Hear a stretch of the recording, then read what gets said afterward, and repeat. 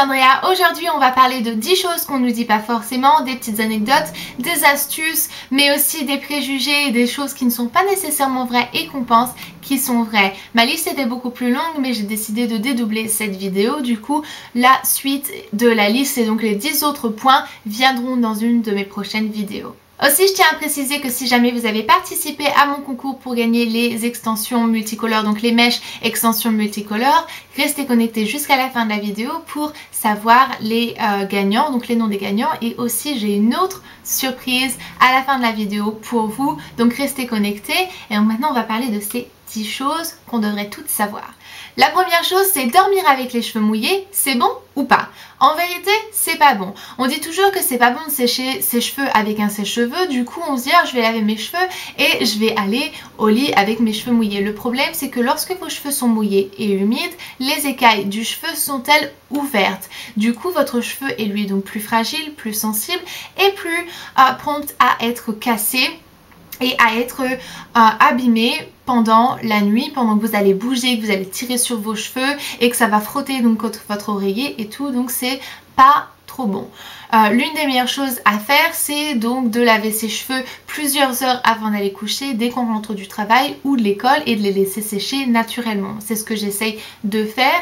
Et une autre chose, c'est que lorsqu'on dort avec ses cheveux mouillés ou humides, c'est fort possible que vos cheveux prennent un mauvais pli et qu'on essaye de retirer ce mauvais pli avec le fer à lisser et le fer à boucler. Du coup, on applique de la chaleur plusieurs fois sur un même endroit, ce qui va vraiment dessécher et abîmer cette partie donc de votre cheveu.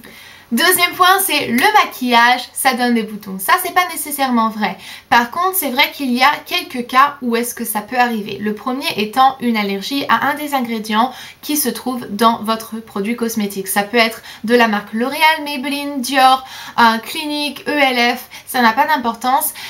C'est pas parce que vous avez payé le produit très cher que c'est pas possible que vous fassiez une réaction allergique à un des composants.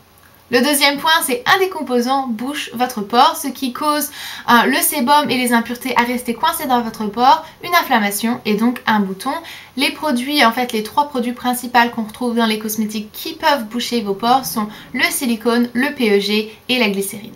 Ensuite, troisièmement, c'est on n'a pas retiré notre maquillage avant d'aller se coucher. Et quand je dis retirer, c'est retirer le maquillage et ensuite laver votre visage. Si jamais vous retirez uniquement votre maquillage, il restera toujours quelque chose dans vos pores. Donc il faut bien nettoyer le maquillage après. Si jamais vous ne vous démaquillez pas, vos pores sont donc bouchés par le maquillage, par le sébum et toutes les impuretés qui se sont déposées sur votre visage à travers la journée. Et en fait, ça va vraiment rester coincé dans votre pore et ça va s'enflammer encore une fois. Et d'autres boutons pourraient apparaître. La quatrième raison, c'est que la bactérie se trouve dans votre produit. Comment est-ce que ça peut se passer? En fait, par exemple, vous appliquez donc votre poudre avec un pinceau, vous avez quelques boutons et tout, et vous appliquez donc votre produit là-dessus, et ensuite vous remettez ce pinceau-là dans votre produit. Si jamais vous n'avez pas nettoyé complètement votre visage, si jamais il y a un tout petit peu de la bactérie à la surface de votre visage, la bactérie va s'être déposée sur votre pinceau et ensuite dans votre poudre. Donc il faut faire très attention à tout ça et faire attention de bien nettoyer ses pinceaux et de bien nettoyer sa peau avant d'appliquer son maquillage. Notre troisième point, c'est une petite anecdote sur les élastiques pour les cheveux. Il faut faire attention avec tous les élastiques qu'ils ont en fait une barre métallique comme celle-ci en fait que vous voyez. Et le problème avec ces élastiques là, c'est que quand vous allez attacher vos cheveux ou quand vous allez bouger et que ça va frotter contre votre cheveu, cette barre métallique va frotter contre le cheveu et ça risque de casser ou même d'endommager, dédoubler vos cheveux. Et bien souvent, si jamais vous faites une queue donc assez proche là du haut de votre tête, ça risquerait de casser en fait les cheveux dès le sommet de votre crâne. Donc faire attention à ça et à la place utilisez plutôt des élastiques qui n'ont aucune attache métallique. Vous voyez ici, c'est en fait un tout petit point de colle qu'on voit à peine et du coup en fait, même si jamais vous avez toujours le frottement de l'élastique, vous n'avez pas la barre métallique qui est bien plus qui endommagerait bien plus votre cheveu. L'une des meilleures choses à faire, c'est quand même d'utiliser une pince. Quatrième chose, c'est le sulfate dans les shampoings. Et là, ça c'est quelque chose que je répète assez souvent donc dans mes vidéos, si jamais vous regardez ma chaîne depuis un moment. Le sulfate, en fait, c'est un ingrédient que l'on utilise dans les shampoings pour bien nettoyer et décaper le cheveu. Le problème, c'est qu'il le décape tellement qu'il l'assèche et qu'il retire toutes les huiles essentielles et naturelles que vos glandes sébacées en fait produisent naturellement, qui sont là pour lubrifier, assouplir, protéger et aussi donner de l'éclat et de la brillance à vos cheveux naturellement. Si jamais vous la retirez complètement, votre cheveu est donc desséché et n'a plus sa protection naturelle. Et donc moi, ce que je recommande, c'est d'utiliser un shampoing sans sulfate. Comment est-ce qu'on reconnaît que votre shampoing est sans sulfate? C'est marqué normalement devant votre bouteille de shampoing, sur la partie frontale, c'est marqué sans sulfate ou sulfate free. Si jamais vous voulez voir, si jamais c'est pas marqué, vous pouvez aussi aller directement dans les ingrédients et ça sera marqué. Donc cette petite formule ici, vous voyez qu'il y a le nom sulfate à l'intérieur. Si jamais ça c'est dedans, ça veut dire que votre shampoing contient du sulfate. Cinquième point, l'application de notre soin. Certaines personnes ne pensent pas au fait que lorsque vous appliquez votre soin, vos cheveux sont mouillés. Les écailles sont donc ouvertes. Le problème, c'est que si jamais vos cheveux sont trempés, les écailles sont ouvertes, mais l'eau est à l'intérieur de vos écailles. Du coup, si jamais vous appliquez votre soin, l'eau en fait va faire glisser complètement votre soin hors de vos cheveux et le soin ne va pas rentrer dans son entièreté à l'intérieur de votre cheveu. Ce que je conseille, moi, c'est donc de laver ses cheveux et ensuite d'éponger bien ses cheveux et d'appliquer son soin. Une autre chose, il faut laisser poser son soin. Si jamais vous ne laissez pas poser votre soin au moins 3 minutes, il n'a pas le temps de rentrer dans les écailles de votre cheveu et de vraiment apporter tout ses propriétés bénéfiques à votre cheveu pour vraiment les réparer et aussi les renforcer et les protéger.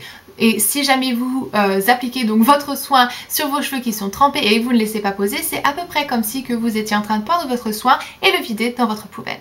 Notre sixième point, c'est éclaircir ses cheveux. Maintenant qu'on arrive dans l'été, même si jamais ça se voit pas parce qu'il est tout le temps en train de pleuvoir en ce moment, on a toutes envie d'avoir les cheveux un peu plus clairs. Le problème, c'est que qui dit cheveux plus clairs, qui dit mèche, poudre décolorante ou coloration qui a un agent décolorant à l'intérieur. Du coup, moi je vous propose une solution naturelle et aussi qui abîme beaucoup moins vos cheveux et c'est en fait faire des masques au miel. J'ai la recette complète donc dans un article qui est sur mon blog, qui est posté dans donc le lien est posté dans la partie plus d'informations sous la vidéo. Donc si jamais vous voulez voir comment est-ce que vous pouvez éclaircir vos cheveux naturellement avec un produit complètement naturel, et vous pouvez aussi utiliser 3 techniques pour avoir 3 résultats différents, allez dans la partie plus d'informations et cliquez sur ce lien. Septième point, silicone, PEG, glycérine. Ces 3 produits-là sont en fait utilisés pour épaissir votre produit cosmétique. Le PEG et la glycérine, c'est ce qu'on retrouve la plupart du temps donc dans les maquillages, et la silicone, on le retrouve lui donc dans les produits capillaires. Le problème, c'est que ça peut boucher vos pores et aussi donc l'écaille de vos cheveux. Le PEG, si jamais le numéro en fait c'est marqué PEG et normalement c'est marqué après 2, 4, 13, 10, 100. Si plus le numéro en fait est élevé, plus en fait la quantité de PEG est élevée, donc plus il y a des chances que ça bouche vos pores.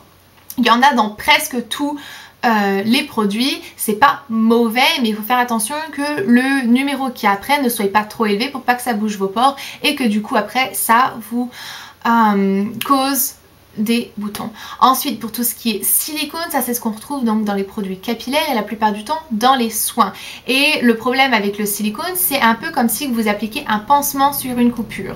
Vous avez appliqué le pansement, on voit plus la coupure, mais elle est toujours là sous le pansement. Le silicone, c'est la même chose. Votre cheveu, votre écaille, par exemple, votre cheveu donc est un tout petit peu abîmé et en fait le silicone va aller se placer en fait au-dessus, il va entourer votre cheveu et oui, extérieurement on a l'impression qu'il n'y a plus rien, mais en fait à l'intérieur la coupure, la cassure est toujours là. Donc en fait c'est vraiment mettre un pansement sur vos cheveux et un peu ignorer le problème. C'est pas une solution en fait, c'est pas une thérapie, c'est vraiment juste un camouflage.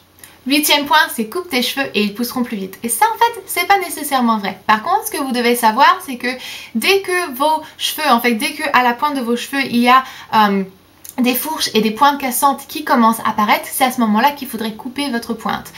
une des choses que je recommande souvent, c'est aller faire couper votre pointe 1 cm ou même 1,5 cm tous les 2-3 mois. Pas plus que ça. Sinon, en fait, le problème, c'est que ça va continuer à se dégrader, vos pointes vont continuer à s'abîmer et en fait, ça va continuer à se casser progressivement, ça va monter et c'est comme ça que certaines personnes, dans les cas les plus grave, on va dire, se retrouvent avec des cheveux qui sont beaucoup plus courts sans avoir été chez le coiffeur, et ça c'est parce que vos pointes se sont cassées. Du coup il faut prendre le problème dès le commencement, aller faire couper ces pointes, et du coup après comme ça vous verrez que les pointes ne se casseront pas et que vos cheveux donc pourront pousser et que les pointes resteront saines et sans fourche. 9e point, c'est j'ai la peau grasse, du coup j'hydrate pas mon visage, et ça c'est vraiment une erreur. Quand on a la peau grasse, et je sais parce que j'ai la peau grasse, on a tendance à vouloir utiliser des produits très asséchants. Le problème c'est que si jamais vous asséchez vos glandes sébacées, elles vont vouloir produire beaucoup plus de sébum parce que ces glandes là sont là naturellement en fait pour lubrifier votre visage et pour le protéger. Donc si jamais vous retirez complètement de cette lubrification et de cette protection, il va vouloir en produire beaucoup plus. Ce qu'il faut faire donc c'est hydrater votre visage. Je conseille toujours donc une crème hydratante qui n'est pas trop épaisse et qui ne contient pas d'huile pour toutes les peaux grasses. Moi ce que j'utilise c'est Mineral Flowers que j'ai chez Sephora, parfaite, pas trop épaisse, pas étouffante et elle hydrate vraiment très bien mon visage. En plus de ça, il n'y a pas de parabènes. 10e et dernier point, c'est l'indice de protection et ça c'est quelque chose qui n'est pas exactement comprise, mais si jamais c'est marqué 50, ça veut dire que vous devez rappliquer votre donc protection solaire toutes les 50 minutes. Si jamais c'est marqué 15, toutes les 15 minutes, 20, toutes les 20 minutes, 100, toutes les 100 minutes. Donc voilà, j'espère que ces petites anecdotes vous seront utiles. Je posterai donc la deuxième partie très bientôt et maintenant on va passer directement donc à nos gagnants du concours. Du coup je vais afficher donc les 4 gagnants ici juste en dessous donc de mon visage parce que ça va être un peu trop compliqué pour que je puisse prononcer les noms, et donc félicitations aux 4 gagnants. J'ai décidé en fait de faire gagner 4 personnes au lieu de 3 juste parce que en fait j'avais juste envie de faire ça, et donc voilà, félicitations à vous 4 et donc n'oubliez pas en fait de me contacter donc via mon email, donc Gmail, ou alors ça sera pas inscrit dans la partie plus d'informations, ou alors via message YouTube. Et maintenant, dernièrement, la surprise, j'ai décidé en fin de compte de vous donner les extensions que j'ai fait donc dans ma vidéo, donc tutoriel pour faire les mèches ombre multicolores, et donc voilà, je les ai remballées donc dans leur emballage original, et si jamais vous voulez les gagner, donc laissez un commentaire donc dans la partie commentaires sous cette vidéo là uniquement. Vous pouvez entrer autant de fois que vous voulez et donc toutes les réglementations seront inscrites dans la partie plus d'informations pour savoir exactement ce que vous devez faire. L'une d'entre elles c'est vous devez être abonné à cette chaîne. Et donc voilà, n'oubliez pas de regarder les règles dans la partie plus d'informations sous cette vidéo pour pouvoir voir si jamais vous êtes en règle, et donc je vous verrai mercredi dans ma prochaine vidéo où est-ce que je vous montrerai un tutoriel en transformation d'un t-shirt. Et donc voilà, je vous verrai mercredi. Bye!